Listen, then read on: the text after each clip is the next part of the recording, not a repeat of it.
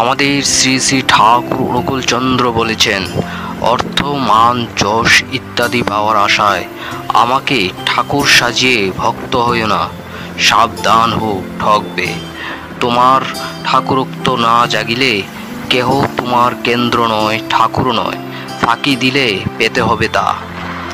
সর্বপ্রথম আমাদের দুর্বলতার বিরুদ্ধে যুদ্ধ করতে হবে, সাহসী হতে হবে, বীর হতে হবে। পাপের জ্বলন্ত প্রতিমূর্তি ওই দুর্বল। তারাও যত শীঘ্র পারো ওই রক্ত শোষণকারী অবসাদ উৎপাদক ভ্যাম্পায়ারকে স্মরণ করো। তুমি সাহসী, স্মরণ করো তুমি শক্তির তনয়, স্মরণ করো তুমি পরম পিতার সন্তান। আগে সাহসী হও, অকপট হও, তবে জানা যাবে তোমার ধর্মরাজ্যে ঢুকবার অধিকার জন্মেছে। এতটুকু দুর্বলতা থাকলেও তুমি ঠিক অকপট হতে পারবে না। আর যতদিন তোমার মন মুখ এক না হচ্ছে ততদিন তোমার মলিনতার গায়ে হাতও পড়বে না। মন মুখ এক হলে আর ভিতরে গলদ জমতে পারে না। গুপ্ত আবর্জনায় ভাষা ভেসে উঠে পড়ে, পাপ গিয়ে তার ভিতর বাসা বাঁধতে পারে না। হটে যাওয়াটা বরং দুর্বলতা নয় কো, কিন্তু চেষ্টা না করাই দুর্বলতা। তুমি কোনো কিছু করতে প্রাণপণে চেষ্টা করা সত্ত্বেও যদি বিফল মনোরথ হও, ক্ষতি নাই। তুমি ছেড়ো না, ওই অস্থান চেষ্টাই তোমাকে মুক্তির দিকে নিয়ে যাবে। দুর্বল মন চিরকালেই সন্নিগ্ধ, তারা কখনো নির্ভর করতে পারে না, বিশ্বাস হারিয়ে ফেলেছে, তাই প্রায়ই রগ্ন কুটিল ইন্দ্রিয় পরবশক হয়।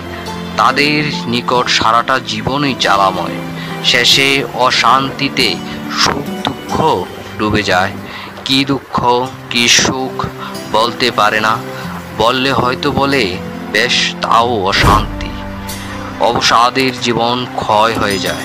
দুর্বল হৃদয়ে প্রেম ভক্তির স্থান নেই। পরের দুর্দশা দেখে, পরের ব্যথা দেখে, পরের মৃত্যু দেখে নিজের দুর্দশা ব্যথা মৃত্যুর আশঙ্কা করে ভেঙ্গে পড়া, এলিয়ে পড়া বা কেঁদে আকুল হওয়া ও সব দুর্বলতা। যারা শক্তিমান তারা যাই করুক তাদের নজর নিরাকরণের দিকে, যাতে ও সব অবস্থায় আর না কেউ বিধ্বস্ত হয়।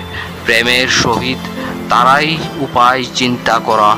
বুদ্ধদেবের যা হয়েছিল ওই হচ্ছে সবল হৃদয়ের দৃষ্টান্ত। তুমি বলো না তুমি ভীরু, বলো না তুমি কাপুরুষ, বলো না তুমি দুরাশয়।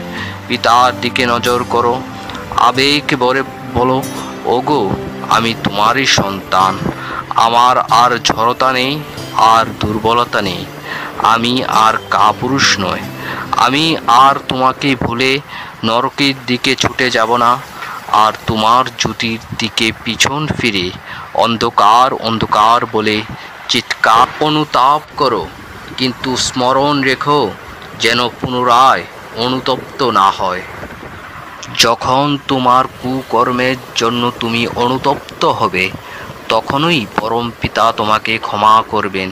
আর ক্ষমা হলেই বুঝতে পারবে তোমার হৃদয়ের পবিত্র সান্ত্বনা আসছে, আর তাহলেই তুমি বিনীত, শান্ত ও আনন্দিত হবে। যে অনুতপ্ত হয়েও পুনরায় সেই প্রকার দুষ্কর্মে রত হয়, বুঝতে হবে সে সরত্বই অত্যন্ত দুর্গতিতে পতিত হবে। শুধু মুখে মুখে অনুতপ্ত অনুতাপই নয়, ও আরও অন্তরে অনুতাপ আসার অন্তরায়। প্রকৃত অনুতাপ এলে তার সমস্ত লক্ষণই অল্প বিস্তর প্রকাশ পায়।